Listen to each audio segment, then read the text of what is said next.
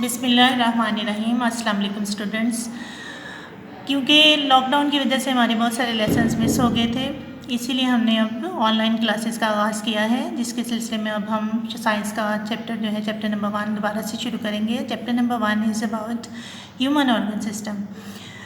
In previous classes, we have learnt about various organs and their functions in human body. In this chapter, we will study the function of human brain, spinal cord, and nerves, which constitute nervous system, kidneys, their role in excretion, kidney problems, and their treatment will also be discussed. तो इसमें आपको बच्चों उन्होंने बताया है कि हमने पीछे जो है पिछली क्लासेस में आपने बहुत सारे ऑर्गन्स और ऑर्गन सिस्टम के बारे में पढ़ा है।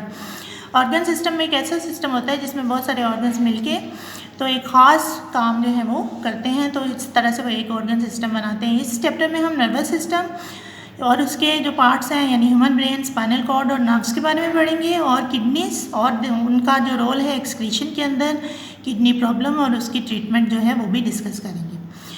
Firstly we will discuss nervous system on page number 1. Whenever a person gets injury on his foot while walking, he feels pain and his hand immediately reaches the injured side. Who asks the hand to reach the site?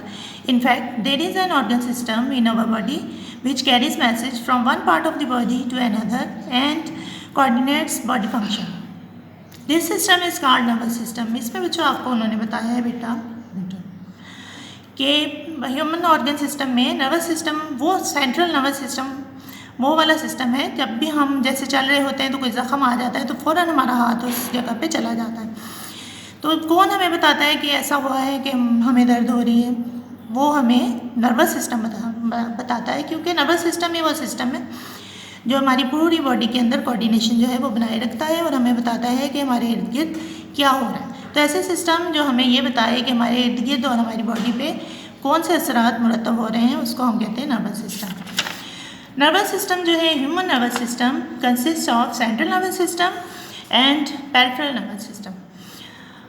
The central nervous system is composed of brain and spinal cord. Peripheral nervous system consists of a network of nerves which connects the central nervous system to all parts of the body. जैसा कि page number 2 पे आपको diagram में नज़र आ रहा है, central nervous system जो है इसके 2 पार्ट्स हैं, एक तो ब्रेन और एक स्पाइनल कॉर्ड। ठीक है, ब्रेन जो है ये पीछे जो है हमारी रीढ़ की हड्डी के अंदर एक और इसकी एक्सटेंशन होती है जिसको हम कहते हैं स्पाइनल कॉर्ड। स्पाइनल कॉर्ड के अंदर से नर्व्स निकल के हमारी पूरी बॉडी में जाती हैं, जिसकी वजह से हम फिर महसूस करने के काबिल होते हैं। जो नर्वस सिस्टम की इकाई है बच्चों, या जो सेल है, जो बेसिक यूनिट है उसको हम कहते हैं न्यूरॉन या नर्व सेल। तो now we will move on to neuron और nerve cell. Nerve cell is the basic structural and functional unit of the nervous system. All parts of the nervous system, that is brain, spinal cord and nerves, are made up of neurons. Neurons transmit messages in the form of electrochemical waves called nerve impulses. Neuron ही वो चीज़ होती है बच्चों जिससे मिलके ये सारा नर्वस सिस्टम जो है वो बना हुआ है। स्पाइनल कॉर्ड के अंदर, ब्रेन के अंदर और सारी नर्व्स के अंदर न्यूरॉन्स होते हैं, और न्यूरॉन्स जो हैं उनके वो जो मैसेजेस कन्वे करते हैं वो नर्व इम्पल्स की सूरत में एक जगह से दूसरी जगह जाते हैं। न्यूरॉन की बॉडी स्ट्रक्चर जो है वो आपको पेज नंबर 2 पे नज़र आ रहा है। इसकी एक सेल बॉडी होती है जिसके अंदर न्यूक्लियस होता है और इसके अंदर ज़्यादा से ज़्यादा साइटोप्लाज्म जो है वो मौजूद होता है। इसकी जो है आगे एक्सटेंशन थ्रेड लाइक स्ट्रक्चर होता है जिसको हम कहते हैं एक्सॉन। एक्सॉन के आगे फिर इसके छोटे छोटे थ्रेड लाइक स्ट्रक्चर बने होते हैं जिसको हम कहते हैं डेंड्राइट्स। जो इसकी सेल बॉडी है इसके अंदर भी न्यूक्लियस और डेंड्राइट्स मौजूद होते हैं। The part of the neuron which contains nucleus and most of the cytoplasm is called cell body. वो पार्ट न्यूरॉन का जिसके अंदर सारा साइटोप्लाज्म और न्यूक्लियस होता है उसको हम कहते हैं cell body. The fine projection of the cell body which receives messages are called dendrites. और उससे आगे छोटे छोटे जो बाहर निकले बालों की तरह के स्ट्रक्चर निकले होते हैं उसको हम कहते हैं dendrites. A long projection of the cell body which conduct messages away from the cell body is called axon. Terminal ends of axon transmit the message to the next cell. तो axon जो है इसका क्या काम है बच्चों, इसने यहाँ से मैसेज एक जगह से लेनी है और दूसरी जगह पे पहुँचाने हैं, और यही वो साइट है जिसकी वजह से न्यूरॉन्स जो है आपस में जुड़ते हैं। नेक्स्ट पेज पे पेज नंबर 3 पे नर्व बच्चों, नर्व क्या होता है? Nerve is a cable like bundle of axons enclosed in a common sheet. Nerve transmits messages from one part of the body to another. Nerve क्या होता है? बहुत सारे एक्सॉन्स जो हैं, यानी बहुत सारे जो न्यूरॉन्स है वो मिल के एक बनाते हैं केबल लाइक स्ट्रक्चर. जिसको केबल तो आपको पता है, आपने घर में देखी होगी केबल कैसी होती है, उसमें बहुत सारी तारें होती हैं. इसी तरह से नर्व के अंदर भी बहुत सारे एक्सॉन्स होते हैं और यही वो चीज़ है जो एक जगह से दूसरी जगह हमारे सेंस ऑर्गन्स को काम करने में मदद देती है. टाइप्स ऑफ न्यूरॉन्स पढ़ेंगे बच्चों आगे. On the basis of their functions neurons are और 3 types: sensory neurons, motor neurons and interneurons. Sensory neurons carry nerve impulses from sense organ, that is eyes, skin, tongue, nose, etc. to the central nervous system. Motor neurons carry nerve impulses from central nervous system to effectors, muscles or glands, that is the part which respond. Interneurons are present in central nervous system, brain and spinal cord. They form a link between sensory and motor neurons. अब ये 3 तरह के होते हैं neurons बच्चों. एक sensory neuron. Sensory neuron मतलब वो न्यूरॉन्स जो हमें ये सेंस करके देंगे, जैसे डायग्राम में पेज नंबर 3 पे दिखाया हुआ आपको, ये सेंस करके देंगे कि हमें कोई पेन हो रही है, हमें गर्मी लग रही है या सर्दी लग रही है. ये वो न्यूरॉन्स होते हैं जिसकी वजह से हम कुछ फील करते हैं. मोटर न्यूरॉन्स वो न्यूरॉन्स होते हैं जो एक जगह से दूसरी जगह मैसेजेस लेके जाते हैं. कहाँ लेके जाते हैं? वो उन जगहों पे मैसेजेस लेके जाते हैं जिन्होंने आगे से रिस्पॉन्ड करना होता है, जैसे कोई मसल या ग्लैंड होता है. इंटरन्यूरॉन वो न्यूरॉन होते हैं जो इन दोनों न्यूरॉन्स को आपस में जोड़ते हैं और एक लिंक बनाते हैं बॉडी का एक जगह से दूसरी जगह के साथ. अस्सलाम वालेकुम स्टूडेंट्स, मैं हूँ आपकी साइंस टीचर. आज हम पेज नंबर 4 पे सेंट्रल नर्वस सिस्टम स्टार्ट करने लगे हैं. सेंट्रल नर्वस सिस्टम पहले मैंने आपको पीछे पढ़ाया था कि सेंट्रल नर्वस सिस्टम और पेरिफेरल नर्वस सिस्टम 2 तरह की नर्वस सिस्टम है हमारी बॉडी में. Central nervous system acts as the control centre of the whole nervous system. It comprises brain and spinal cord. Central nervous system में क्या कुछ होता है हमारे? एक तो ब्रेन होता है और एक स्पाइनल कॉर्ड होता है. ब्रेन तो आपको पता है जिसको दिमाग हम बोलते हैं वो होता है, और स्पाइनल कॉर्ड रीढ़ की हड्डी के अंदर हमारे जो गूदा है उसको हम बोलते हैं स्पाइनल कॉर्ड. ब्रेन जो है इसके बच्चों आगे 3 पार्ट्स हैं: फोर ब्रेन, मिड ब्रेन और hind brain. Brain, human brain is enclosed in a bony skull called cranium and consists of billions of interneurons. It is divided into following parts. Human brain जो है आपको पता है आपकी खोपड़ी के अंदर जो है उसको हम खोपड़ी को कहते हैं क्रेनियम साइंस में, तो उसके अंदर मौजूद है. और ये किससे बना हुआ है? पीछे भी हमने पढ़ा है, ये इंटरन्यूरॉन से बने हुए हैं सारे पार्ट. स्पाइनल कॉर्ड्स भी, ब्रेन भी और सारा जो है नर्वस सिस्टम वो भी. तो इसके बहुत सारे पार्ट, इसके 3 पार्ट्स हैं आगे ब्रेन के. पहला है fore brain. Fore brain is the largest part of the brain. It consist of 3 main parts: cerebrum, thalamus and hypothalamus. Cerebrum is the topmost and the largest part of the brain. It is divided into right and left cerebral hemisphere. तो cerebrum जो है इसका सबसे बड़ा part है. 3 parts होते हैं वैसे इसके: cerebrum, thalamus और hypothalamus. और cerebrum जो है इसका सबसे बड़ा पार्ट है. इसको 2 पार्ट्स में हमने डिवाइड किया हुआ है. एक को हम कहते हैं राइट और एक को हम कहते हैं left cerebral hemisphere. cerebrum controls actions like thinking. जितने भी हमारे वॉलेंट्री एक्शंस हैं ना जो हमारे कंट्रोल में हैं, और जो कुछ जो है इनवॉलेंट्री हैं वो कुछ जो है वो हम इससे सेरिब्रम हमें उसके बारे में बताता है, जैसे feelings, emotion, seeing, hearing, perception, memory, speech जो हम बोलते हैं, कुछ देखते हैं, कुछ फील करते हैं, ये सारा कुछ जो है ये सेरिब्रम हमें बताता है. ठीक है. सेरिब्रम के आगे जो है कुछ और छोटा सा पार्ट होता है, स्ट्रक्चर, छोटा स्ट्रक्चर होता है. ये देखिए पेज नंबर 5 पे डायग्राम. सेरिब्रम है, थैलेमस, हाइपोथैलेमस, फॉर ब्रेन के ये पार्ट्स हैं. ठीक है. सेरिब्रम के आगे एक छोटा सा और पार्ट होता है जिसको हम कहते हैं थैलेमस. थैलेमस जो है वो कंट्रोल करता है सेंसरी फंक्शन. सेंसरी फंक्शन जिसके जरिए हम सेंस करते हैं. 5 सेंसेस हैं हमारी बॉडी में, यानी देखना, खाना, चखना, सुनना, ये सारा कुछ जो है ये हमें कौन करवा के देता है? थैलेमस करवा के देता है. हाइपोथैलेमस है जिसके आगे. हाइपोथैलेमस जो है वो बेस पे, इनके सबसे एंड पे जो है ना सेरिब्रम का एंड वाला पार्ट जो है हाइपोथैलेमस है. और ये क्या कंट्रोल करता है हमारी बॉडी में? टेम्परेचर. जो आपको पता है हमारी बॉडी जो है हमेशा वो गर्म रहती है, इसी को हम कहते हैं टेम्परेचर. हंगर एंड थर्स्ट यानी भूख और प्यास को भी यही कंट्रोल करता है. कौन कंट्रोल करता है? हाइपोथैलेमस. इसके बाद बच्चों दूसरा ब्रेन का पार्ट शुरू हो जाता है. ये देखिए डायग्राम में mid brain.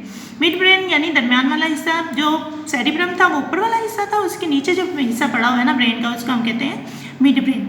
Mid brain is the small part of the brain which is present below the cerebrum. It receives information from sense organ which is then passed on appropriate part of the forebrain.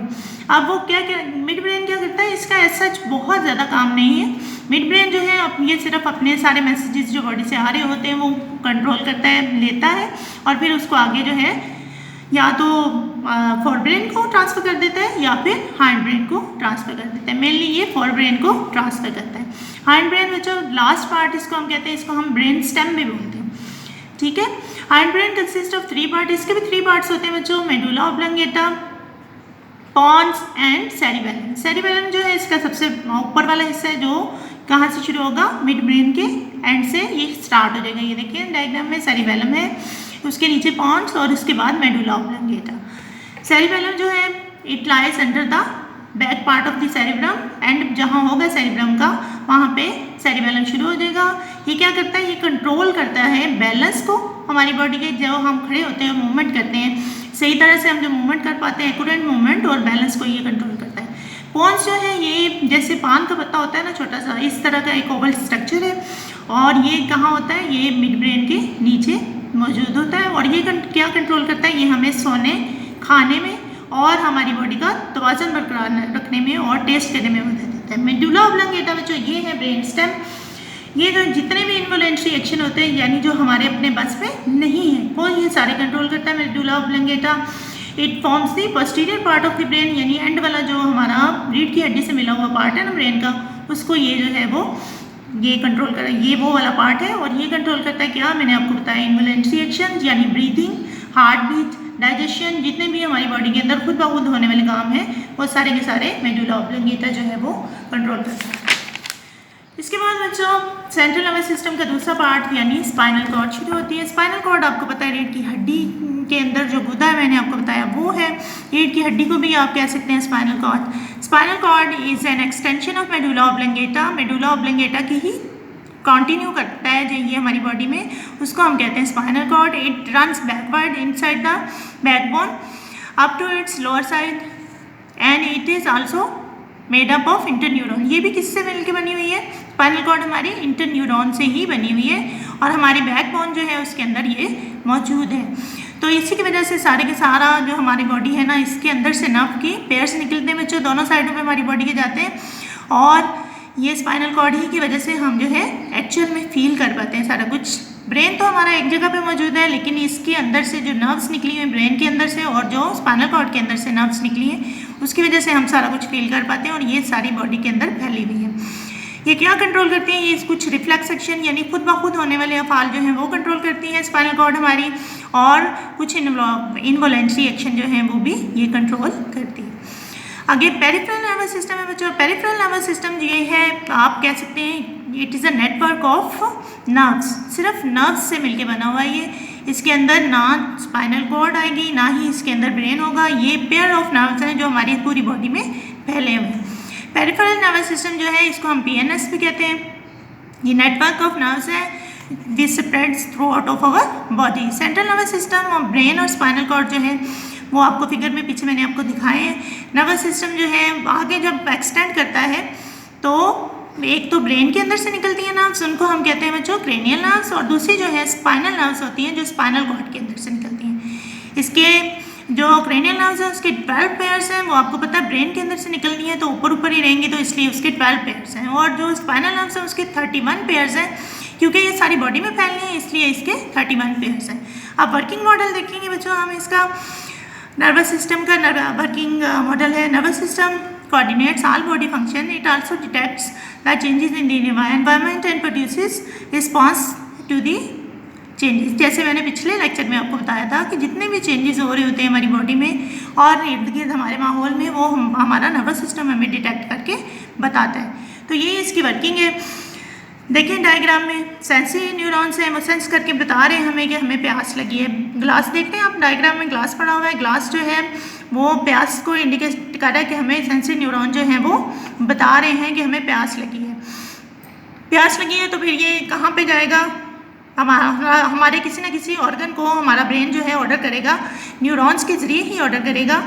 तो उसको हम जो है glass उठाएगा, हमारा हाथ organ जो है उसको ये ऑर्डर होगा कि हाँ ग्लास को उठाओ और पानी पी लो। तो ये जो सारा वर्किंग मॉडल है ये है वो जो हमारा नर्वस सिस्टम जो है वो हमारे हमसे करवा रहा है।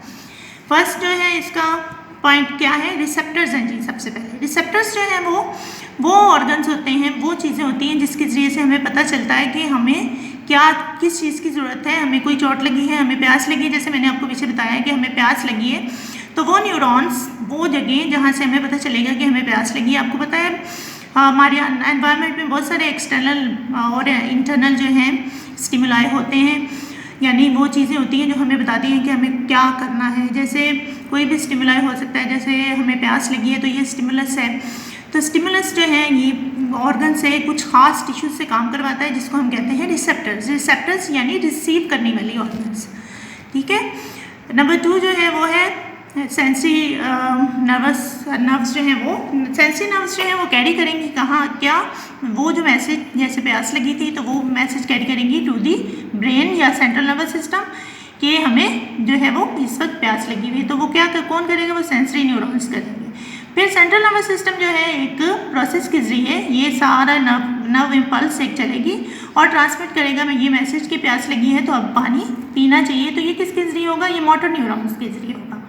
मोटर न्यूरॉन्स जो हैं वो फिर मूव करेंगे मैसेज को कि कहाँ पे, अफेक्टर्स पे, यानी वो मसल्स या ग्लैंड जो कि इसके अकॉर्डिंगली रिस्पॉन्ड करेंगे और हमारा जो है काम वो डन किया जाएगा according to the nervous system order. तो वो जो चीज़ें हमें ये काम करके देंगी उनको हम कहेंगे अफेक्टर्स। जैसे पिछली मिसाल में हमने जो प्यास लगी थी वो तो हमें अपने मुंह से ज़ुबान से पता चल जाएगा कि हमें प्यास लगी है, वो रिसेप्टर्स है। और अफेक्टर्स क्या है, हमारा हैंड है और हमें पानी पीने के लिए ब्रेन